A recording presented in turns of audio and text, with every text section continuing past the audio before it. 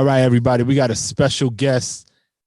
He is a prolific DJ known around the globe for his amazing mixtape blends, true hip hop head, but he's a very eclectic cat. So don't just pigeonhole him into one genre. I'm holding in my hand one of his joints. It's called Original. Wow. Okay. Yeah, OG. Wow. OG. Okay. Yeah, I got some CDs too that I gotta find. But yo, some of the most educational hip hop tunes is how I could characterize it, because not only are they dope from a sonic perspective, but yo, it takes you into very many worlds of music that you probably weren't even familiar with, and you very quickly have them become part of your routine. So you'll hear these joints, then you hear it on the radio, some oldie station, and you're like, oh shit, that's where it comes from. So I consider him kind of a teacher in the space of music. So welcome. And he's also a dad. So we're going to really focus in on that. She's trying to show you her unicorn right now, My Little Pony. That's what she's obsessed with right now. Yes, sir. So introducing on the Fatherhoods podcast, Mr. DJ Neil Armstrong. Hey. Yeah. I appreciate y'all. Thank you for having me. So that was a good intro. That was unexpected too. I haven't seen that cassette in quite a while. I think I put that out, man. When cassettes were out. Right. 23 years ago. 23. So that's dope. Thank you for that. Well, this little one, this is my daughter. Hey. I'm kind of a new dad. I've only been at this for 4 years. Okay. And most of it has been during the pandemic. So I have a slightly different, probably a different perspective than most, right? Her name is Lili, Lili. But I was telling y'all that in Japanese there's no hard L sound, which is why historically, that's one of the accent issues that gets made fun of. I actually didn't know that. So that's good to know. So that's why F and R and those type of sounds kind of get all garbled up. So, but yeah, her name is Lee, like Riri, but with an L. Right. But yeah, oddly enough, in Japan, they don't really have that hard L sound. So I'm sure her name's gonna just morph into Lily, most likely here in America, and over there they, if you spell it out phonetically, it would. If you just look at it, it would be like R, more of a R, like Riri, like that. Got it. And I'm not Japanese, so my accent sucks ass too. Just FYI. I'm Filipino American. I'm as American as pie could be. I can't even speak my own, Tagalog. It's terrible. It's horrible. Yeah, Filipino got the Latin mix too, the Spaniard. Of course. Mix in there, so I mean, my last name is Rodriguez. So there we go. And you grew up in New York City, right? I think Queens, was it? Born and raised Queens. Queens get the money. I'm a disciple of I just saw this meme about how Ron Artest, back when he was with the Bulls, he took a job at Circus City just to get that 50% off discount. Yeah, I saw that. That was a doc on Showtime, I think it was, right? Yeah, peep that. But, yeah, that's Queens. That is Queens. That's where I grew up. I'm not sure if people really understand how it is in New York for a lot of the latchkey kids from my era. I'm 50 years old, damn near 50. I'm 2 years short of being 50. And come on, you got to hold on. I just turned 47. We holding on. I know we're the. You look like you 28, bro. That's that Filipino don't crack, I guess. Yeah. Absolutely. And then, hip hop keeps us young. I'm sure no one thinks you're 47. I'd be really surprised. I mean, the white beard fucks it up, but yeah. It's in these days, part, man. That's what. Look at Grandmaster Flash. I don't know how old that he gotta be. He gotta be at least close to 70. Yeah. He has to be. Yeah. And it's true. He looked like a kid. He looked like a child. I mean, Red Alert, he's always kind of looked like Uncle Red Alert. Right. So, but I mean, he still looks the same to me from what I remember from back in the day. We're in a time capsule, y'all. Yeah. But what I was saying was like, you grew up really multicultural in New York just because of how the subway works, and you kind of learn, that term latchkey kid. I don't know if that's everywhere. Hold on, the Yeah, little one was. Did y'all have that? Yeah, I was a outside of- latchkey kid. And Kay, he I named had- his company. I had a record label called Latchkey. There you go. I mean, there you go. Yeah. I was wondering about that, if that was a Mhm. New York centric thing, but I mean, some of us like literally. No, I'm here in just- Miami. I was a latchkey Yeah. kid. No, I was in Wow, word. I was San Francisco Latchkey kid Oh, There you we in go. the All 70s. right. Yeah. Mm-hmm. I wasn't sure. I figured it was, but I guess because we're in like urban centers, right, where our parents have to work, especially if you're like a parent of a first generation immigrant or Mhm. that type of thing, and they don't have a choice, and we got to grow up on our own. I wasn't the worst of it. I had, thankfully, my grandmother was around, and but we end up taking the subway at a very young age, and just being in just very multicultural situations. So Here's a question to you on that, and knowing that we've all grown up in that like very independent at an early young age, moving around solo, young. How do you feel about your daughter moving around independently? At the same age that we were? Yeah, yeah. So oddly enough, I don't know if you saw on Netflix, there's this whole TV show about young Japanese kids. The name is I can't remember the name right now, but basically in Japan, which is extremely trippy, which if we did that in America, we would get child services called on us. But like when you're the age of 6, little 6-year-olds take the subway in Japan, because they have to do kind of like a Community service type of thing. not a community service thing, but they just learn how to survive on their own. Wow. But in a bigger picture, the culture, bye Looks bye out for Lily, 'em? my daughter said, yes. Okay. Yeah. So it's not like in America, you think you're going to get throwing them to kidnapped. the wolves, right? Yes, right. Basically. No, like if Yeah. if they're on the subway and they're lost, someone will say, hey, this is the train you have to go to. 9 times out of 10, I think they'll even walk the child to the train and just make sure they get on the train good, fine, and they go to school. So my wife, who grew up there, has been taking this, I don't know, she had to do it all the time, but it's not odd to see a 6-year-old child taking the train to school. Solo dolo in Japan. Now, for context, because somebody that's listening to you might not understand why you know so much about Japan. So you mentioned your wife is from Japan. Right. But yes, you also semi-reside there. Like, I feel like yes. you're in multiple spots. So can you tell us what the hell is going on there? All right. So I'm from New York City, born and raised. These days, though, I spend most of my time in Yokohama, Japan, which is very often described as like your Brooklyn to New York. If New York was Tokyo and Brooklyn would be Yokohama. That's usually what people say. Deadly Dragon Sound, is that? I always mess up names. My brain is, as we get older, we lose a lot of cognitive ability. Sure. I'm pretty sure it's Deadly Dragon. I'm pretty sure they're from Yokohama. They're a big sound system. I might be totally screwing it up, but I'm pretty sure it's Deadly Dragon. Anyway, a lot of jazz musicians also come from Yokohama. One of the earlier, how all these vinyl cafes are kind of popping up in America now, that they took that all from Japan. And one of the earliest ones, arguably the first one, was stationed in Yokohama because the army was there. That's where the army was, close to that area. So yeah, I split time between Hawaii, Japan, and these days a lot less New York. So initially, I was one of the DJs who was lucky enough to do my craft overseas, and I got to travel a lot. I rarely DJed in New York.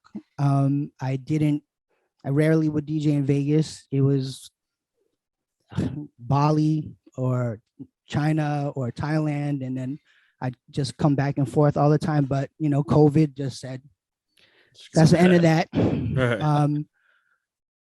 Then we just were kind of forced to stay in one place or another. And I'm sure you guys have been keeping up with the news, but the U.S. Reaction to the vaccine was less than stellar. And Japan's treatment just overall of the situation was just way better. So I've been more over there on that side. Hawaii is only 5 hours from Tokyo. So when I would come back, we would just come back here as opposed to taking a, 15-hour flight to New York. So right now we're in Hawaii. That's why I'm looking a little blue, literally blue Hawaii. The ocean, Ala Moana Park is right out there. So yeah, that's why I'm going back and forth so much, and why I know a little bit, not a lot, about Japanese culture is because my wife is full Japanese, and so my daughter is half Filipino American, half Japanese. So you in Kayako right now? Kayako? The district across from Ala Moana Park. The arts, it's called like the arts where all the murals and stuff are. No. That's a little more in that direction. Oh, okay. Towards Chinatown. I'm literally, if you're familiar with Ala Moana, I'm right next to the Target. They built a bunch of condos out here. Oh, okay. So it's a nice baller space. Yeah, I'm happy. I'm not complaining being out here. But yeah, that area is really dope. I really like as you said, it's kind of like a artsy district, and they're building a lot of stuff out there. So who knows? So I'm a little transient, like in we rent when we're out here, essentially a long-term Airbnb type situation. However, Airbnbs are not legal out here, so it's I don't know what they call it, but long-term rental. Yeah. Got it. Yeah, go ahead, Kay. I was just going to ask how your daughter reacts to the transient nature of going back and forth. Is she just with it, or does she get attached to one place and not want to leave? So she's only 4 years old. And again, when we started talking, I was saying that how she grew up in COVID. So what that meant for us was, for a big chunk of her life, which is not much, right? 2 years basically, the only faces she saw was me, my wife's, and my grandmother. And then when we went to Japan, it was the same thing. Me, my wife, and my wife's parents. That was we were in New York from March of 2020 until maybe September. So 6 months, that's all she had. Mm-hmm. And then when we're in Japan, fortunately, the schools were open. It closer to a normal life situation. So she actually did finally get to interact with other people. I don't know if she's aware of a normal life, where she always has the same friends, because this is all she's ever known. Like, we're here for a little while and then we leave, and then we're here for a little while. However, we are reaching the age, right? 5 years old is when normally kids go to school, a normal school, and we'll see what happens. Like when I started my life with having a relationship, my wife would basically travel with me. Fortunately, she was in a position, her job allowed her to work from everywhere. So that's how we ended up dating. Like I'd be like, yeah, I have to go to Korea. Do you want to meet me there? And she'd be like, yeah, sure. And that's not a normal, that's not a normal. That'd be nice. Right. Now she would be able to bring her. I can't bring her to Korea. Right. She, because of her job, she was like, sure, I could do that. I can meet you there. And that's actually where we first met, in person anyway, in Seoul. So that was our life for a very long time. It would just be like, I would pick up a gig in Australia and she'd be like, oh yeah, sure, I could tag along. And then, things progressed, blah, blah, blah. And I was hoping, I don't know if you guys follow, there's like, for example, like this bucket list family, and their whole life is just transient. Like they're never in one place. They they just whatever, some beautiful place, pick somewhere, Maldives, Bali, blah blah blah, and they just travel as a family.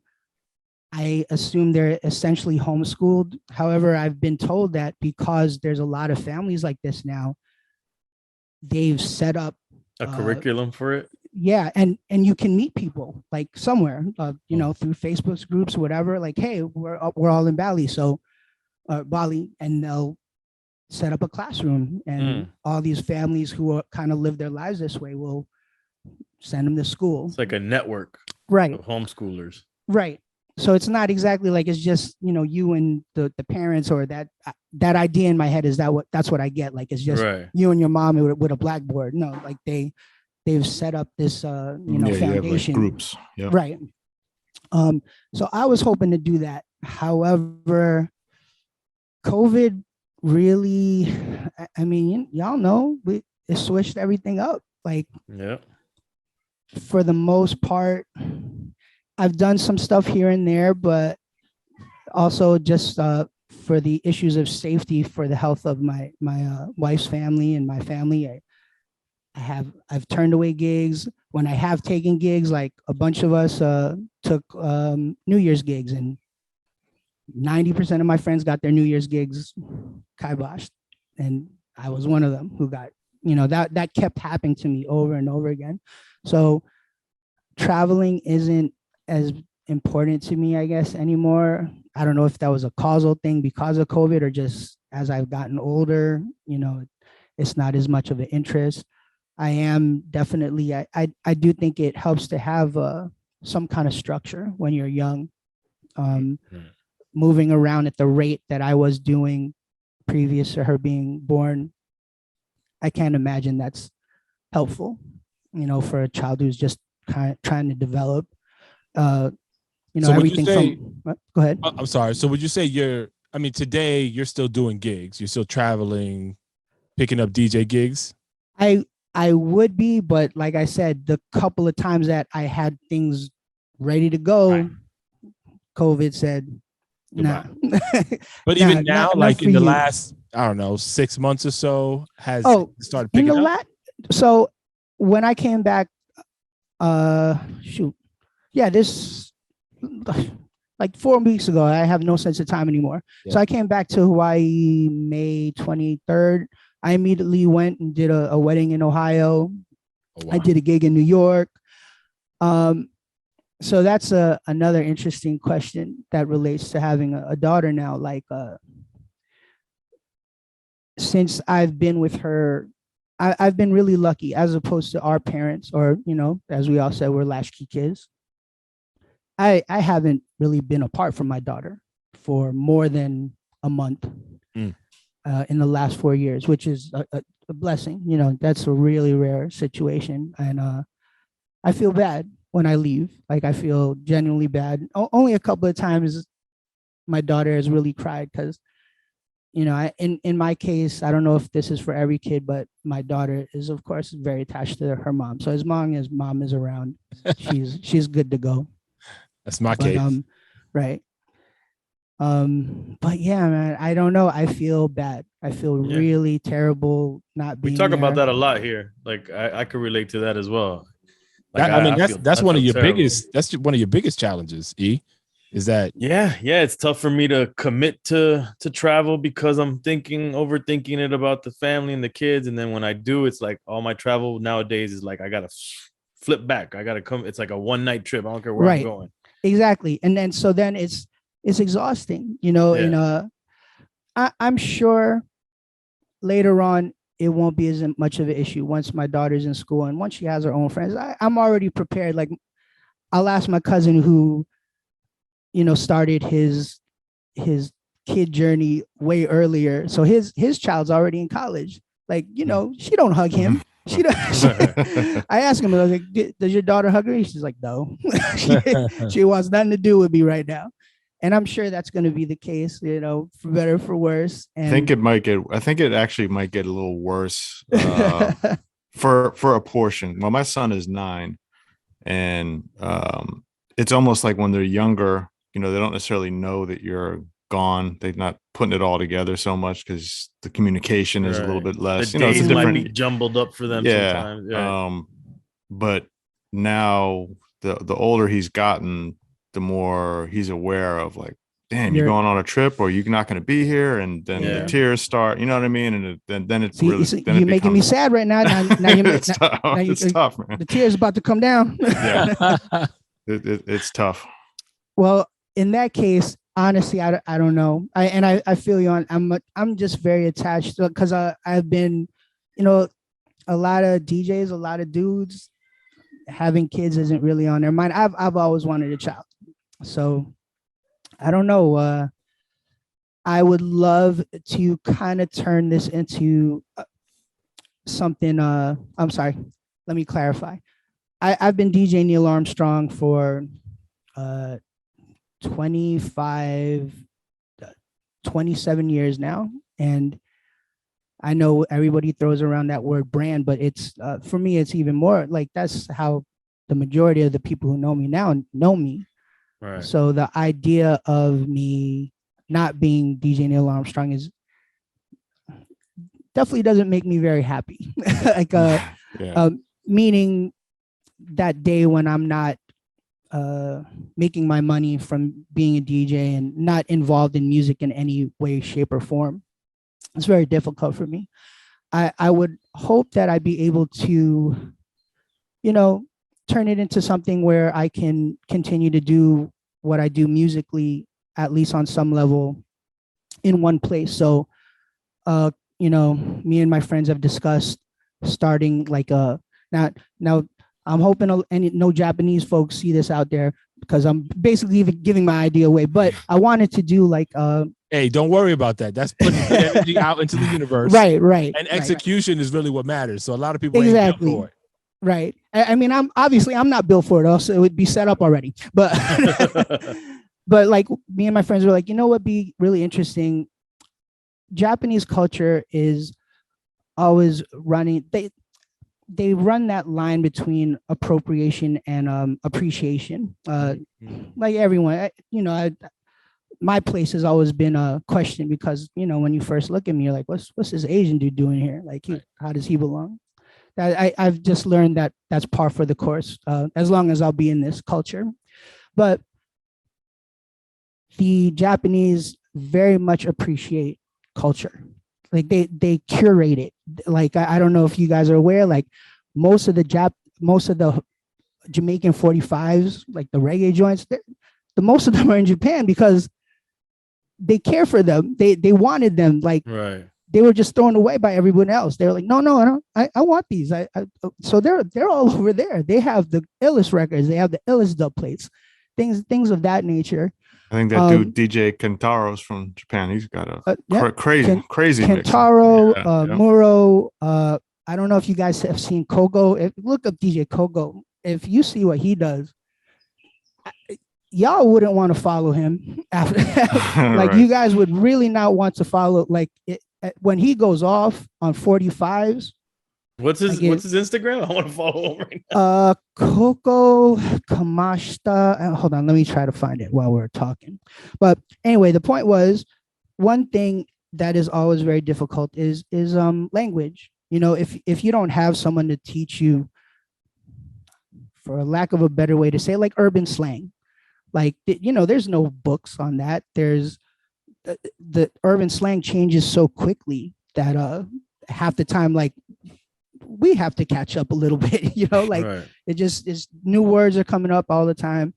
And I did want to kind of teach a DJ school / English class where we would speak not in very proper, you know, British English, the King's English. We would speak like how we speak. And that would be something very interesting that me personally, I would be able to provide, coming from New York, having been able to travel a lot. That would be something great that I would love to do. And I'd be totally fine not being in a club anymore. And I could, you know, do my scratch thing. So my real background is, of course, the turntablist world. So like the X-Men are the guys who taught me how to DJ Total Eclipse, Rob Swift. Legends. Yes, absolutely. Crazy Rock is my neighbor Raider. over here. That's my homie. The first time I saw Craze perform on video was, I don't know if you remember when he did like the neighborhood Spider-Man thing. Do you remember that? Yeah. And yeah, when I saw him do that, I was just shocked. I didn't know what the Crazy hell is was a going beast, on. man. Oh, He's from another planet. Crazy is a beast. And then on top of that, I think he was, I don't know if you guys remember this time period, but like turntablists were not known for being good mixers. Like they were just Right. not good party rockers. It was, if you were a scratcher, you could not rock a party. That was the general rule. But Craze was one of the DJs I think who really flipped that narrative. Well, one of them. There's a lot, but he was one of the guys, and a big chunk of it is because before he was a turntablist, you know, he was doing all the drum and bass stuff in the Miami joints, and he was a DJ. He was a DJ's DJ, as opposed to like, you know, that scratch nerd kind of bedroom DJ mentality thing. And you know, yeah, he's sick. And his daughter's an ill DJ now too. So are you guys gonna let all your kids DJ, be in the music biz? Are you telling them not? DJ, get out of here? I don't want them to be in the music biz. I'll let my kids DJ. Right. It's an interesting question. I mean, I'm probably the most far removed from the actual business of music among the three of us, or four of us, including yourself, Neil.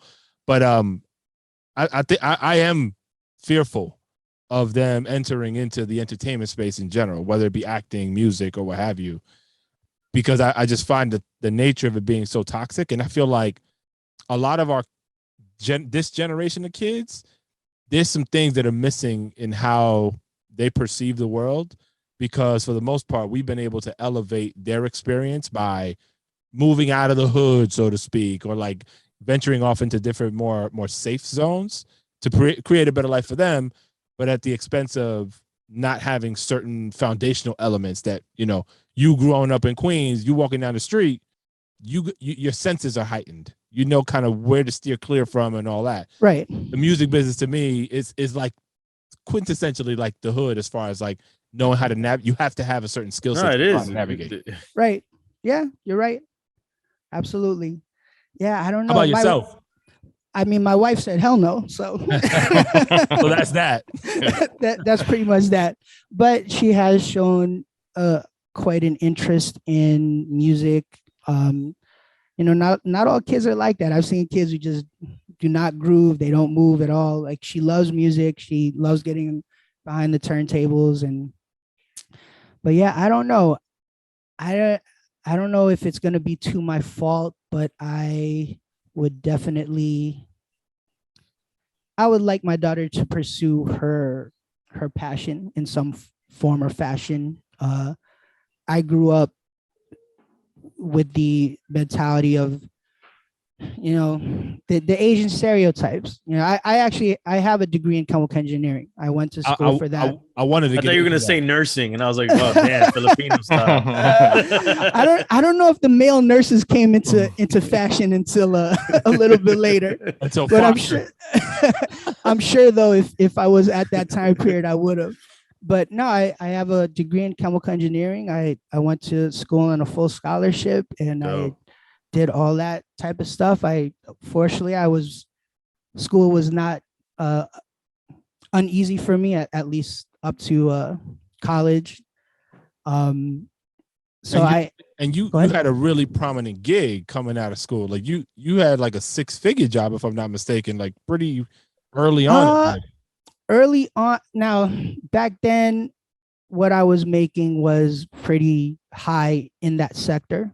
Right. But here's a little nerd tidbit. Like, basically what happened was I went to a school called Cooper Union, and this is right at the first internet bubble. Yeah. So this is like, let's say 98 to 2000. So companies were just hiring, I guess, people they felt were smart enough to handle the load of being part of a corporation. So I ended up working for Credit Suisse. At the time, it was called Credit Suisse First Boston. So think of Goldman Sachs, think of something of that nature.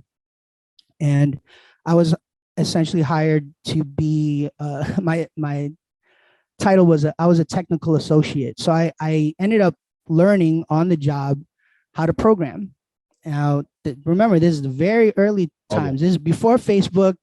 We were probably all using MapQuest and Alta Vista. Like Google wasn't around. So I end up learning how to program in Perl. Oh wow, nobody uses that no more. MySQL or whatever. Well, the MySQL is the free version, you know. Oh, So okay. the paid version would have been Sybase or God. This is I feel like I'm talking about a different lifetime. Anyway, so I learned how to program. At the same time, I'm DJing. This is the point when I'm battling the most. So this is when I'm involved in that whole world, and I'm already in the music industry. Jeff Staple, I'm sure you guys know him. He's the guy who made the Pigeon Dunk. We come up together at the same time. So Jeff Staple did all my logos, did all the Fit Platoon logos, my DJ Cruise logos. He's the guy who did all that. And we also end up getting to know a bunch of other people in the industry. Now, some of my homies end up working at Loud Records, and Loud Records doesn't even have like a BBM forum. Is that what it was called? Bulletin board forum, right? Yeah, forum. Yeah, BBF. I don't know. BBM sounds like a big beautiful. As long as it's not as moms. BBW. That's something on That was the one. That's a different conversation.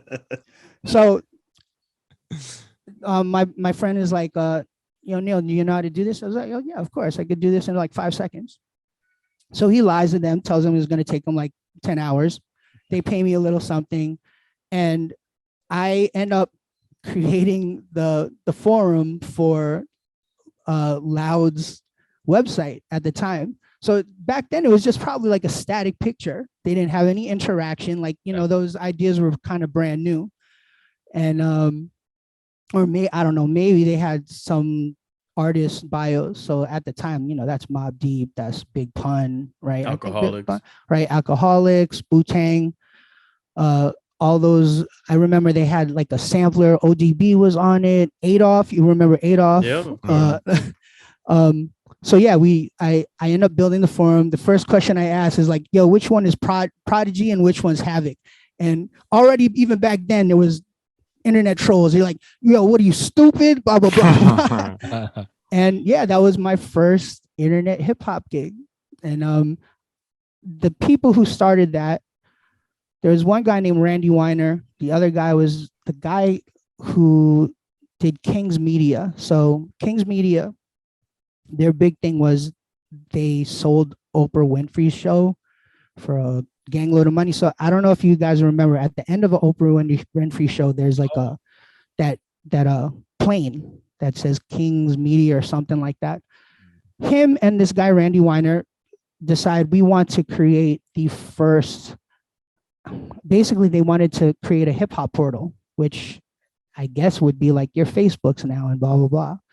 And since I did that for them, they pulled me onto their team. So I was part of all that early on. And internet bubble burst. That was that. And at that point is when I finally was able to monetize the DJing. So you flipped the switch, full-time DJ. Yes, hesitantly. I wasn't sure because that I was getting paid, as you said, like a huge chunk of money for back then. This is like 96, and I'm 2 years out of college. Like, that's hard. That's hard to be like, oh well, let's leave and not make any money DJing. And yeah, I don't know, all you guys out there, everyone started probably doing DJ gigs for free. I don't know anyone who didn't DJ for free at some point. You guys, if you're out there and you're like, man, what am I doing? However, at a certain point, you have to understand you're not living in your parents' basement anymore, and you need to step up your game, or you need to figure out what you're supposed to be doing in life. Just FYI. Because if you do want to be part of the, the father's group, yeah, getting paid drinks at the club on a Wednesday night isn't going to cut it anymore. Just FYI. It's not gonna hack it. So I decided I'm gonna go hard with the DJ thing, and I started making those mixtapes, like the one you saw, you showed in your hand, Original. and Yeah. that put me on a path, which I don't know. When I look back, I'm still like, did this actually happen, or was I just dreaming it? Those mixtapes arguably got me to DJ for Jay-Z, so I got to DJ for Jay. So when you say arguably, you still don't know what exactly it was that got him to. So okay, now all I can speak of it is from my New Yorkish hypebeast perspective. So I was one of the earlier DJs to become part of the streetwear culture, I guess. And no one will believe me, but like I used to be a blogger for Hypebeast. So Hypebeast used to have a blogger program. So it was like myself, there's a girl named Joy Yoon. I think Ambush was on there. This guy named Ricky Kim. These are names that I don't know if people mention much these days. Another guy named Eugene Khan was on there. So this was at an early point where that intersection, how it is now, where like Travis Scott is doing freaking sneakers with McDonald's and all these little kids are wearing Air Force Ones that don't know why they call them Uptowns. Like this was not the situation. This is very early on in the gestation. And I was not trying to be like every other DJ. I was not screaming over the records. Like you've heard the mix, like it's very arty, very low key. Right? I barely say my name on these things. That the point wasn't to put out my brand. It was really to push the art form and the music and the scratching and blah, blah, blah, and all that stuff. And one of the stories I've been told was at the time, Dame and Jay had someone in their employment named Ashley Nichols. So I believe Ashley was some kind of personal assistant to either Dame or Jay or both of them. And this is a story that Jeff Staple actually told me. So Jeff comes, I go to the store. At the time, Jeff had a store called the Reed Space, and they used to push a lot of my mixtapes.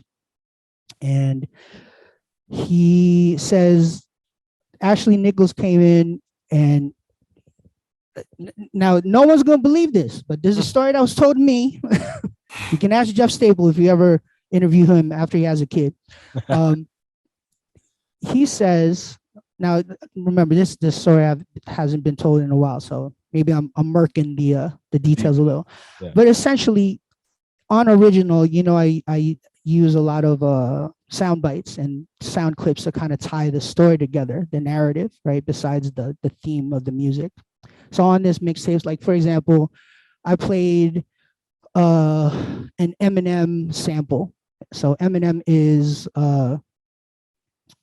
produced by Dre. So then I'll play a Dre sample, and Dre was part of the NWA. So I'll play an Ice Cube sample, and I'll kind of go in that order. Like a family tree type. Right. And if you're a music head, you realize like, oh, this is why he's doing it. This is why he's doing that.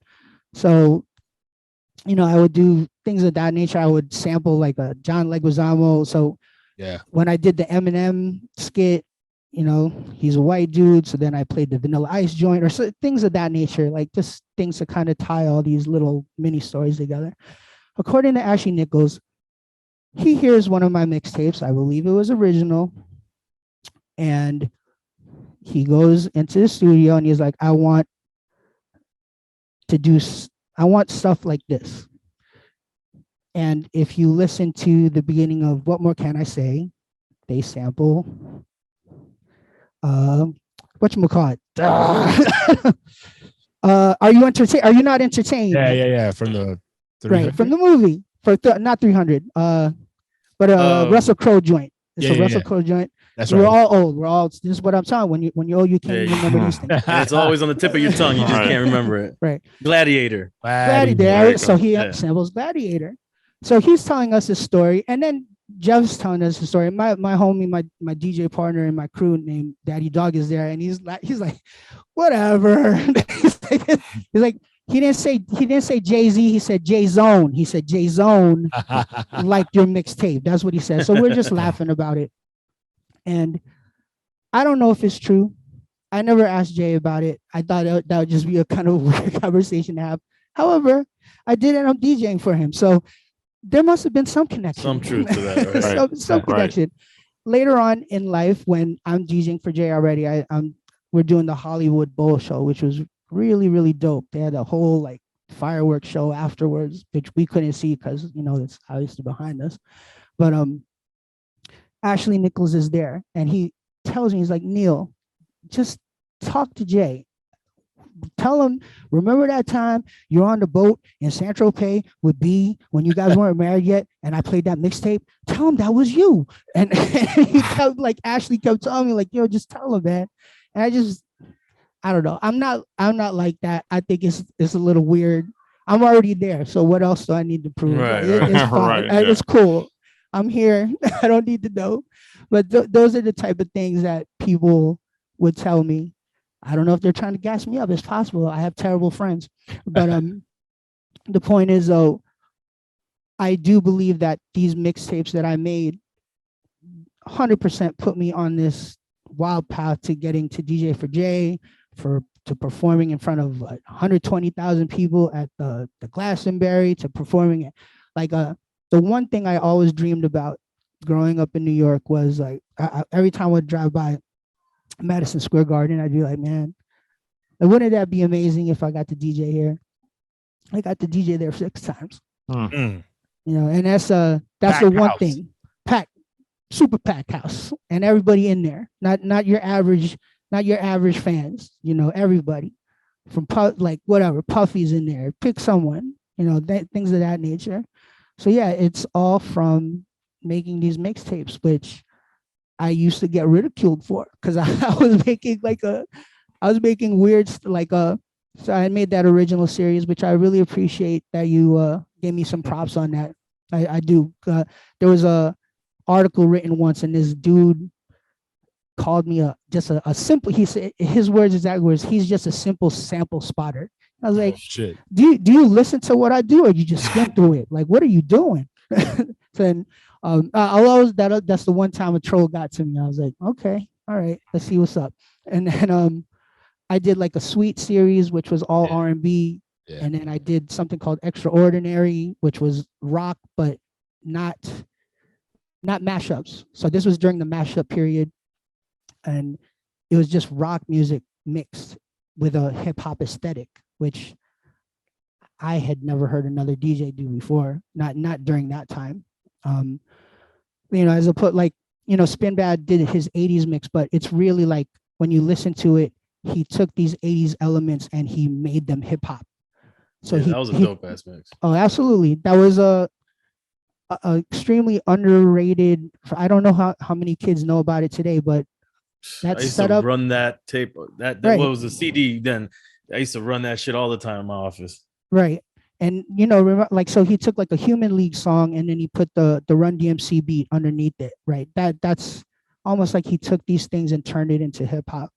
My thing was I just left it as the rock versions, but I put them together like in that same kind of narrative. If you listen to that type of music, like, oh, okay, he put The Cure with this group and he did some wordplay with blah blah blah, this and that and other. Open format before open format. I wouldn't go that far. Someone said that to me once. I wouldn't go that far, but different, because open format, I think, definitely gets associated with certain DJs. I would associate it more as far as popularity wise with, of course, like an AM, a Z Trip, right? Those guys. It was really meant for the fans of, really just the fans of that genre, because at the time, music was really compartmentalized, which is so interesting. How that happened, I don't know. Maybe we go through phases. Like by the time I got into hip hop was, you only listen to hip hop. You know, you're not, if you listen to DOS Effects, you're not Yeah, even listening yeah, to listen to- Puffy. right. You know, it's Right, that right. compartmentalized. Like you couldn't do that back then. So going from DOS Effects to Morrissey, like you might get punched in the mouth for that. Right.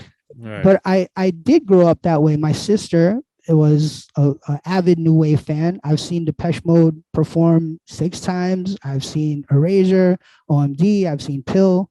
Like that was actually more of my earlier time because my sister was 4 years older than me, right? So 4 years is kind of that generation, right? Because that's high school. The difference between high school and so I'm 11 years old at a Tears for Fears concert. So that was my original music that I listened to before hip hop like sucked me in like that. So Do you play any of your mixes for your daughter in the background? Absolutely. Yeah. And when I'm on Twitch, so that's just getting to what you were asking about, like gigs and stuff. I got really heavy into Twitch. So yeah, she listens to a lot of that stuff. She seems to like a lot of sweet type stuff. I think, you know, I mean, I think it's just all kids, right? Because it's the energy, right? She likes up-tempo music, whether it be Michael Jackson joints to, you know, Dua Lipa joints, like anything above 120 BPM, she's just dancing her booty off. Are you, so if you, because you had a unique, I'd say, relatively unique entry into music as your full-time situation. Absolutely. Would you do it the same way if you had a child? So like if that's a great question. Yeah. That's a great question. No, there's no way. There's no way. You'd fly to safety or what's perceived as safety to try to make sure you have that stability is my assumption. 100%. And I think that's what ends up happening to a lot of artists. Jocelyn Enriquez, I don't know if you remember her. She had a big hit, Do You Miss Me? It was like a freestyle joint. She's from the Bay. She said, like, that's why I left. You know, I had a kid. I think Lisa might have said that as well. Like, you know, a lot, they have a kid and they make an executive decision. I think, you know, it's possibly less of an issue right now for bigger artists. Like Nicki can bring her kid on tour. Like that's not, obviously Beyonce can bring her whole family plus more on tour. So those type of things aren't the same issue, but for sure at that age, I was 20. I actually just started DJing late too, which I think also helped me a lot with my perspective on learning how to budget and save money and, you know, not buy Escalades. I was a lot older, you know, most kids start when they're kids, and I didn't have to deal with any of that. But for sure, if I had a child at 21, I'd have a extremely different life we might not be talking to you right now in this context. Absolutely. 100%. There's go ahead. I know you just getting your day started over there. We got some kid activities we got to go tend to over here. So look, we definitely want to have you back because I know there's so many more pockets, and I didn't even get to ask you my favorite question, which is, are you having more kids? So we could save that. And we're relatable because I have my oldest is 4-year-old, and we're close. We're in similar age groups, right? Me. Wow. Yeah, so you started late too. You're crazy. Yeah. I'm 47. My daughter's 4, and my son's 2. How about you guys? How old are you? I got a 50, so I'm 42. I got a 15-year-old. I got an 15-year-old daughter, 8-year-old son, and 6-year-old daughter. Right. How would? Yeah, okay. I'm pushing. I'm probably the oldest out of everyone. He's like, I got 9. He don't want us to ID him right now. That's all right, man. No one will believe it. No one will believe it. Yep. I got a 9-year-old. That's normal to me. I actually always felt kind of bad. Like you can't help it. Like, you know, FOMO is a real thing. Like when I see all my friends and their kids are a lot old, you know, I would be like, is my life exactly where it's supposed to be? And that would dissipate quick because I'd be on stage with Jay. But if if I wasn't, I would be definitely a little like, maybe I should be having more kids. But I can answer that question really quick. Go. I'm probably not gonna have more kids because both me and my wife are a bit older, and actually we had our child IVF, Oh, so okay. in vitro. So my Oh, that's my another daughter good was conversation to have. yeah. You get. I'm sorry. I just went on a. I don't know if that was what y'all wanted me to talk No, about. all good, all good. No, we talk setting up music part two. and kids here. So Right. This is original. Then we're gonna move into I'm King and all that. You know what I mean? I feel. Thank you. I'd love to be back. I know how the dad thing works. So Yeah. I'm probably not gonna have any more kids just because it would be very difficult for my wife, and we've talked about it. But one of the bad things about having kids at our age, like our bodies are just. I'm hurt. I had to actually have back surgery from just between, and I'm actually a decently healthy DJ. I've run marathons. I've run 6 of them. I'm not like I wasn't just chilling on the couch all day. I was exercising, and then COVID hit, and it was just a downward spiral. I hurt my back during COVID, and my daughter just keeps asking me to carry her. And of course, you know, I know there's a day when my daughter's not going to ask me to carry her, so I carry her. Next thing you know, my doctor was like, "You gotta get surgery." I was bad. I was in bad shape, and I had to get surgery. But my wife is also kind of at that point as well in her life. You know, take care of yourselves, y'all, because when we get older, it's just harder to maintain. So yeah, I'm probably not gonna have another child. I would love to, but you know, I don't think that's in our cards, which is all right. You know. Yeah. You make it work with what you got. Absolutely. I just hope my daughter doesn't end up being a spoiled brat, which I'm already failing terribly on. That was one interesting thing I wanted to say. Like, I know you guys talk about discipline things and learning learning teachable moments and blah blah blah. But like when my daughter was on a plane and she's freaking out, and the only way to shut her up is putting her in front of a TV or giving her what she wants. You know, that's not really the time for a teachable moment. No, 100%. No, I'm with you there. I'm with you there, man. Yeah. You know, I just wanted her to calm down so I don't, you know, the rest of the plane doesn't want to kill me. And, you know, but unfortunately that ends up, it's tough because we're on planes all the time. So you got to forgive yourself for that. Like that's just. I appreciate that. Thank you. You got to eat. You got to eat it and then work on other things. Yeah, right. pick and choose the battles. Yeah, I'm doing that in less situations. So you good. But you know, it's tough because she already is. Like, I feel it. Like I try to tell her to do something. She's like, "No, I'm not doing it." And I'm like, "Oh man." That's the 4-year-old. No, my 4-year-old is like that right now. Yeah. Okay. Good no to know. is easy. She's like, no, she don't listen to nothing. I'm assuming here, but the Filipino Japanese foundation, you know, those influences that you guys have, I think are going to play a crucial role in establishing kind of like the. I don't want to use the word discipline because it has kind of a negative connotation a little bit, but it is going to provide, I think, the stability that you don't feel you currently have because of the cultural significance. So us, you know, E and I on the Latino side, like we see that those elements kind of play a part. It feels like shit is out of hand though in the moment, but I've seen it happen with my 15-year-old, so I could speak from that experience. It does settle shit down and they kind of fall, quote unquote, in line to more realistic expectations of what you think how a kid should behave. That's good. That's good to know. So I'm gonna keep going here. I hope that's so. So in Japan, I got a few more minutes. All right. In Japan, actually, this is really interesting. I don't know if you guys seen this. This is on the internet. Maybe it just gets sent to me, but like in Japan, in schools, there's no janitors because the kids they clean up. Yeah, the society cleans up. Yes, the society cleans everything. Like, but they learn this from jump. Like this is how you do this. Like you don't wait for someone to clean up your mess. You clean up your own mess. You organize yourself, which is horrible. I don't know if you guys know a lot of Filipinos, but we're a bunch of hoarders. That's why we got all these sneakers and all these damn toys and everything from 20, 50 years ago. I still have my toys from when I was 10 years old. That's not normal. I wish I had my toys from No, I got nothing. I know that's everyone says that. I'm spending money now to have those toys. right. So my wife grew up in this other culture, and it's a constant battle. I thank my wife for being patient with me, because even I'm a lot better than I used to be, but I'm one of them cats that used to have records. I used to have records in my bathroom, in the shower when I ran out of space, and every single room in the house had records.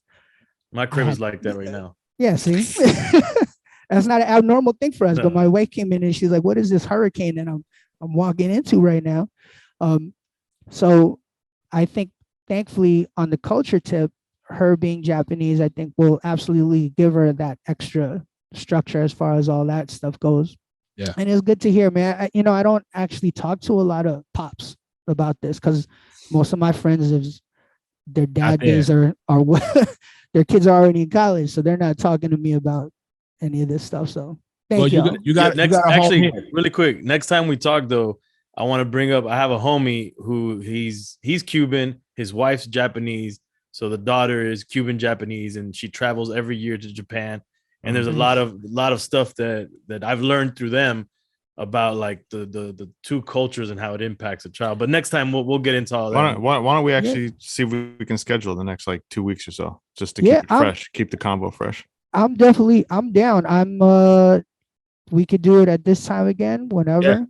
Yeah. For sure. I'll hit you up through the email or through the DM, and we'll put up. And I'll send you Coco's. I don't know if you found it. I couldn't find it. Yes, I'll send it to you. But when you see what he does, you'll be like, yeah. I had the DJ after him once, and I was like, damn, man.